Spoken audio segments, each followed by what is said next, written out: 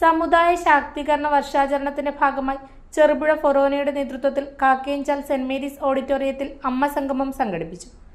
Cherupuzha saint Mary's ഫൊറോന വികാരി father Philip ഇരുപ്പക്കാട്ട് സംഗമം ഉദ്ഘാടനം ചെയ്തു. മേഖലാ പ്രസിഡന്റ് സോജി നെല്ലിക്കൽ അധ്യക്ഷനായി. Pala saint Thomas college professor Alex George മുഖ്യപ്രഭാഷണവും ബോധവൽക്കരണ ക്ലാസും നയിച്ചു. Mathruvedi Cherupuzha Forane director father Kuriakose Arackal, father Ebin Mankuzhiyil, sister Athulya, Rixy Kuttiyath, Rosamma Chathanattu, Sheeja Kuttiyath, Rindo Pulinthanam, Seena Vattappalam എന്നിവർ ചടങ്ങിൽ സംസാരിച്ചു. സാറിന്റെ ഒരു മിനിറ്റ് നഷ്ടപ്പെട്ട എന്നെ നിങ്ങൾക്ക് ഇനിയും കേൾക്കാൻ പറ്റും. അപ്പം അതുകൊണ്ട് സാറിന്റെ ഒരു മിനിറ്റ് നഷ്ടപ്പെട്ട അത് വലിയ നഷ്ടമാണ്. അപ്പോൾ നിങ്ങൾക്കെല്ലാം അത് ഇന്നത്തെ ക്ലാസ് ഗുണകരമായി തീർമെന്നുള്ള ഉറപ്പുള്ള കാര്യമാണ്. കുടുംബത്തിലെ ഉണർത്തുപാട്ടാണ് അമ്മ. കുടുംബത്തിൽ ആദ്യമേ കേൾക്കുന്നത് ആരാണ്? ആണോ? പുതിയ തലമുറയിൽ അമ്മയാവണം നിർബന്ധമില്ല. എന്നാൽ പഴയ തലമുറയിൽ അല്ലെങ്കിൽ യഥാർത്ഥ അമ്മ ആണ് കുടുംബത്തില് പ്രകാശം പരത്തി ഉണർത്തുപാട്ടായി നിൽക്കേണ്ടത്. ഒരമ്മയുടെ ബലിപീഠം ഏതാണ്? ഒരമ്മയുടെ ബലിപീഠം ഏതായിരുന്നു? അടുക്കള പാദമാണ്. അടുക്കളയിൽ അടുപ്പിന്റെ പാദമാണ് ഒരമ്മയുടെ ബലിപീഠം. പ്രഭാതത്തിൽ എനിക്ക് നെറ്റിയെ കുരിശ് വരച്ചു കഴിഞ്ഞാൽ ആദ്യമേ ചെയ്യുന്നത് എന്താണ്? അമ്മ അടുക്കളയിൽ പോയി അടുപ്പിൽ തീ കത്തിച്ച്. ഇപ്പം മോഡേൺ യുഗത്തിൽ സ്റ്റവും മറ്റു കാര്യങ്ങളൊക്കെ ഉണ്ട്. എന്നാൽ അവിടെ തീ കത്തിച്ച് അമ്മ തൻ്റെ കുടുംബത്തിൻ്റെ ഉത്തരവാദിത്വം ആരംഭിക്കുകയാണ്. വൈകുന്നേരമാകുമ്പോൾ ആ അമ്മ അടുപ്പിൽ തീ കെടുത്തി കിടക്കാൻ പോകുമ്പോൾ അമ്മ തന്റെ കുടുംബത്തിന് വേണ്ടി ജീവിതം സമർപ്പിച്ച് തീർക്കുകയാണ്. തന്റെ ജീവിത പങ്കാളിക്ക്, തന്റെ മക്കൾക്ക് വേണ്ടി ജീവിതം സമർപ്പിച്ച് കൊടുത്തു തീർക്കുന്ന ഒരു അമ്മയുടെ ഒരു ആരൂപം നമ്മുടെയൊക്കെ മനസ്സിലുണ്ടായിരുന്നു, ഇല്ലേ? എൻ്റെ അമ്മയുടെ ചരിത്രം പറയുകയാണെങ്കിൽ നിങ്ങളുടെ അമ്മയ്ക്ക് 11 മക്കളാണ്. ഞാൻ 10ാമത്തെ മകനാണ്. ഇവിടേക്ക് ഏതെങ്കിലും അമ്മയ്ക്ക് അതുപോലെ അവകാശപ്പെടാൻ സാധിക്കുമോ?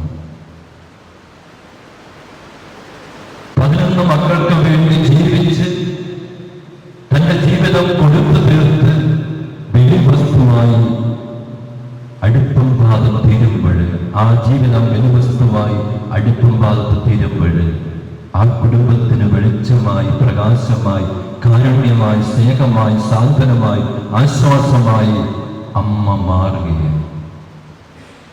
അങ്ങനെ ഒരു അമ്മയായി മാറുവാൻ നമുക്ക് സാധിക്കണം. അതിനു വേണ്ടിയിട്ടാണ് ഈ അമ്മ സംഗമം. അങ്ങനെയുള്ള അമ്മമാരുണ്ട് ഈ കുളത്തിൽ എനിക്കറിയാം. കുടുംബത്തിന് ബലിയായി തീർക്കുന്ന അമ്മ. അതുകൊണ്ട് സ്നേഹമുള്ള അമ്മമാരെ, നിങ്ങൾ ഭാഗ്യപ്പെട്ടവരാണ്. ഈ ഭാഗ്യപ്പെട്ട ജീവിതം അനുഗ്രഹീതമാക്കി മാറ്റണം. വെറുതെ കളഞ്ഞു കുഴിക്കരുത് ഈ ജീവിതം. ഈ ഭാഗ്യപ്പെട്ട ദൈവം കനിഞ്ഞു നൽകിയ ഈ അമ്മത്വം നമ്മുടെ സമൂഹത്തിന്, കുടുംബത്തിന്, നാടിന്, സഭയ്ക്ക് അനുഗ്രഹമാക്കി മാറ്റാൻ വേണ്ടിയിട്ടാണ് ദൈവം നിങ്ങളെ ഓരോരുത്തരെ വിളിച്ചിരിക്കുക. അതുകൊണ്ട് ഈ അമ്മത്വം കളഞ്ഞു കുഴിക്കരുത്.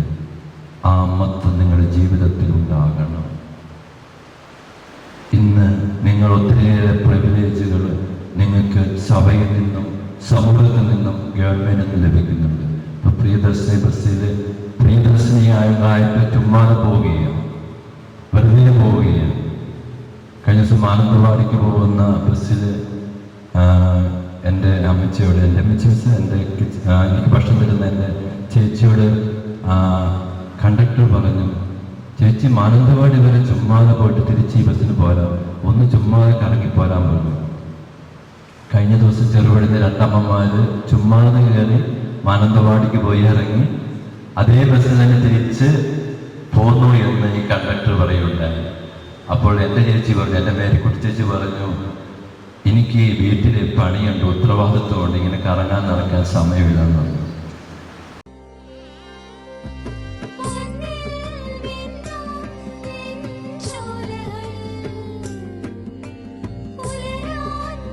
ഇതെനിക്ക് തരുമോ?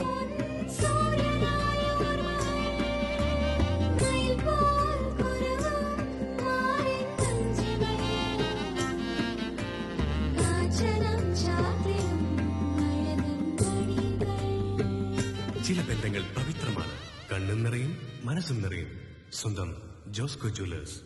ഇനി സംശുദ്ധമായ സ്വർണം ചെറുപുഴയിൽ.